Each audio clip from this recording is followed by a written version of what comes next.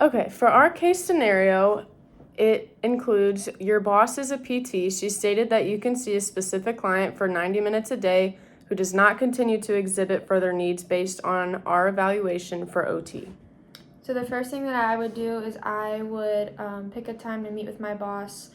and go over some of the progress that the client that I was working with and have like progress notes or any data that I have to show her the progress that my client did make at the time so that she can see that they made their progress and that they are not making any more progress and that continued OT is not necessary in my opinion as the evaluating OT. I would see what my boss thinks about that from there. I would obviously ask for their advice on what to do. I would also make sure that I'm advocating for myself as a therapist and how that I feel as an evaluating therapist that this client does not need continued services. And also another thing that I could mention to my boss is maybe they would be willing to come into our next session to see what we are working on and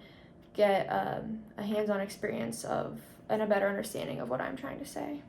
By meeting with our boss, we would be able to provide those relevant facts to be able to figure out the best solution and to see where she's coming from, to see if there's also something that we can involve in our session, maybe that we missed by chance, but being able to have that collaborative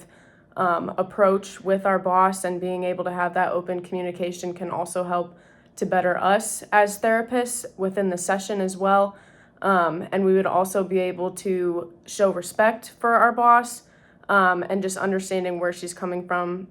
completely, and having her sit in on that session as well will help us and her be able to understand where we're at, and how we can see why this patient does not need further services, but also if that reevaluation helps us to be able to find further needs, then we can then collaborate with our boss as well to see what the best approach would be for that.